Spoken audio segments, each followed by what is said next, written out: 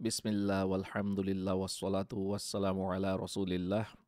আমাদের আজকের ভিডিওর আলোচনার বিষয়বস্তু হচ্ছে তা এবং ত, এই দুটার মধ্যে উচ্চারণ কী করে আমরা সঠিক করব এবং মাখরাজ আর সিফাত দুটাকে একসাথে মিশিয়ে কিভাবে সঠিকভাবে উচ্চারণ করব। তা আমরা সিফাতের যে আগের ভিডিওগুলো, সেখানে আমরা বিপরীত চরিত্র সহ এবং বিপরীত চরিত্র ছাড়া কী কী সিফাত আছে সেগুলো সব দেখে আসছি। এই প্রত্যেকটা জিনিস এখনকার ভিডিওগুলোতে আমরা অ্যাপ্লাই করে করে দেখছি যে কিভাবে হয়। তো এটা মাথায় রাখবেন, কারণ আগের জিনিসগুলো ক্লিয়ার না হলে এই ভিডিও থেকে আপনি খুব একটা উপকার পাবেন না। প্রথমে খেয়াল করব আমরা মাখরাজটা কোথা থেকে আসছে। সেটা হলো জিভের একদম শেষ অংশ থেকে, আর দাঁতের যে সামনের দুটা দাঁত আছে তার নিচে মাড়ি থেকে। এটা আমরা একটু পরে আবার ভিডিওতে দেখে দিব। আর এরপরে আমাদেরকে মনে রাখতে হবে সিফাতগুলা, যেটা নিয়েও আমরা একটু পরেই আবার আলোচনা করছি। তো প্রথমে আমরা মাখরাজের জন্য যেটা খেয়াল করব সেটা হচ্ছে আমাদের জিভের যে সামনের অংশটা আছে, যেটা জিভের একদম শেষ মাথার উপরের অংশটা, সেটা এই অংশটা যাবে হচ্ছে আমাদের এই যে সামনের দুটা দাঁত আছে, এই দুটা দাঁতের পেছনের মাড়ির যে অংশটা, ঠিক সেই অংশে যে আমার জিভের উপরের অংশটা লেগে যাবে, আর সেখান থেকে উচ্চারণ হয়ে আসবে তা এবং ত। দালও আসবে, তবে সেটা আমাদের এই আলোচনার বা এই ভিডিওর আলোচনার বিষয়বস্তু না।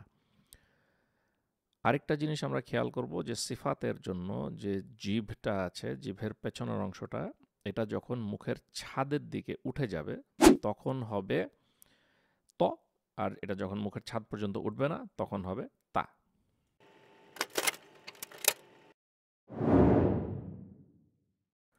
প্রথমে আমরা দেখতে পাচ্ছি যে ত বলার সময় আপনার মুখের বাতাসটা বন্ধ হয়ে যাবে, অর্থাৎ মুখ থেকে আর বাতাস বের হবে না। কিন্তু তা বলার সময় বাতাস বের হতে থাকবে, অর্থাৎ তা হচ্ছে হামস আর ত হচ্ছে জাহার। এরপরের যে ক্যারেক্টারিস্টিক, যেটা তাওয়াসুত, সিদ্ধা এবং রখাওয়া, সেখানে আমরা দেখতে পাচ্ছি যে ত এবং তা দুইজনেরই সিদ্ধা ক্যারেক্টারিস্টিক আছে, অর্থাৎ দুইটা বলার সময় কিন্তু আপনার মুখ থেকে আর কোনো আওয়াজ বের হবে না। যেমন আত, আত, দুইটাই আপনার মুখের আওয়াজটা বন্ধ করে দিবে। এরপরে জিভ উঁচু এবং নিচু, যেটাকে আমরা বলি ইস্তিআলা এবং ইস্তিফাল, সেইখানে ত এর মধ্যে ইস্তিআলা আছে, অর্থাৎ ত বলার জন্য আপনার জিভটা কিন্তু উপর দিকে উঠে যাবে, আর তা বলার সময় আপনার জিভ নিচে থাকবে। এইটা খুবই গুরুত্বপূর্ণ শব্দটাকে সঠিকভাবে বের করার জন্য। তারপরের ক্যারেক্টারিস্টিক হচ্ছে গিয়ে আল ইতবাক এবং আল ইনফিতাহ। তো ত প্রথমে জিভের যে পেছনের অংশটা সেটা উঁচুতে উঠতে থাকবে, এবং এর পরের ক্যারেক্টারিস্টিক ইতবাক দিয়ে মানে হচ্ছে যে সেই জিভটা উঠতে উঠতে আপনার মুখের যে ছাদ আছে সেখানে লেগে যাবে, কিন্তু তা নিচে থেকে যাবে, অর্থাৎ তা খোলা থাকবে।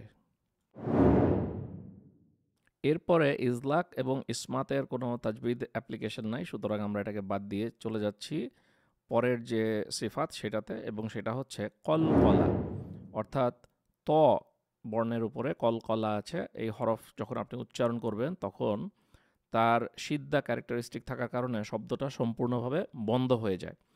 বন্ধ হয়ে গেলে আপনি শব্দটা শুনতেই পাবেন না, যেমন আত, আত।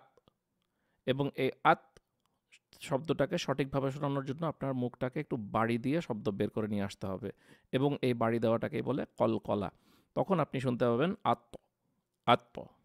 এইভাবে করে ত শোনানোর জন্য আপনাকে কলকলা ব্যবহার করতেই হবে।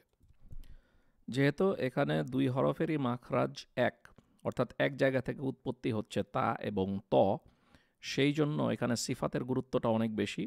আপনি যদি জিভটাকে পেছনে উঠিয়ে তারপরে জিভেটাকে মুখের ছাদের সাথে না লাগান, তাহলে শব্দটা ভারী হবে না এবং ত উচ্চারণ হবে না, এটা কিন্তু তা হয়ে যাবে। সুতরাং এইটা সবচাইতে খেয়াল করে আপনাকে বসাতে হবে। আর এর পরের বিষয়টা হলো যে কলকলা, সেটাও খুবই গুরুত্বপূর্ণ। আপনি যদি কলকলাটা না করেন তাহলে কিন্তু ত দিয়ে যে শব্দগুলা সেগুলা কষ্ট হয়ে যাবে উচ্চারণ করা। এখন আমরা যদি উদাহরণ দেখার জন্য সূরা ফাতিহাতে যাই, তাহলে আমরা দেখতে পাচ্ছি যে সূরা ফাতিহাতে এখানে ৬ নম্বর আয়াতে বলা হয়েছে ইহদিনাস সিরাতাল মুস্তাকিম। ইহদিনা সিরাত, সিরাত, এখানে ভারী করে ত বলছি, কিন্তু তারপরেই মুস্তাকিম, তাহলে এখানে কিন্তু শব্দটা হালকা হয়ে যাচ্ছে। তাহলে এই জিভটাকে উঠানো আর নামানোর কারণে কিন্তু ত এবং তা একই শব্দ মনে হলেও কিন্তু আমার উচ্চারণে একটু তারতম্যের কারণে তা হবে এবং ত হবে। খুবই খুবই সচেতনভাবে উচ্চারণ করতে হবে। ঠিক তারপরের আয়াতেই আবার দেখছি সিরাতাল্লাযীনা আনআমতা, সিরাতাল্লাযীনা, ত বলছি ভারী করে, এরপরে আবার আনআমতা, এইখানে কিন্তু তা উচ্চারণ হচ্ছে। তাহলে আবারও দেখেন ত এবং তা খুব সচেতনভাবে উচ্চারণ করতে হবে। এরপরে যদি আমরা আরেকটা উদাহরণ দেখি সূরা ফিল নিয়ে, সেখানে আমরা প্রথম আয়াতে দেখতে পাচ্ছি আলাম তার কাইফা ফাআলা, আলাম তার, তার, তা দিয়ে বলছি, কিন্তু এরপরে যদি আমরা ৩ নম্বর আয়াতে দেখি ওয়া আরসালা আলাইহিম তয়রন, তয়রন, তাহলে আপনি যদি ভুল করেন তাহলে কিন্তু তাইরন হয়ে যাবে। যদি আপনার জিভটা উপরে না ওঠে তাহলে তয়রন বলতে হবে। তয়রন বলার জন্য আপনার জিভ উঠাতেই হবে।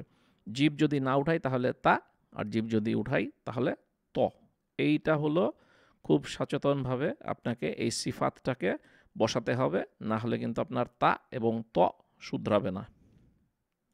আশা করি ভিডিওটা থেকে উপকার পেয়েছেন। যদি ভালো লেগে থাকে এবং যদি উপকার পেয়ে থাকেন তাহলে আমি অনুরোধ করব আমার চ্যানেলটায় সাবস্ক্রাইব করার জন্য এবং ভিডিওটাতে লাইক দেওয়ার জন্য, তাহলে আরও মানুষ এটা দেখতে পাবে এবং আপনারা চাইলে শেয়ারও দিতে পারেন। এরপরের ভিডিওতে ইনশাআল্লাহ আমরা আলোচনা করব য, জাল, ঝা এবং জিম, এগুলার মধ্যে যে ধরনের ভুলগুলা হয়ে থাকে সেটা, এবং সেটাকে কিভাবে শুধরে উচ্চারণ করতে হয়। ইনশাআল্লাহ পরবর্তী ভিডিওতে আবার আপনাদের সাথে দেখা হবে। আসসালামু আলাইকুম ওয়া রাহমাতুল্লাহি ওয়া বারাকাতুহু।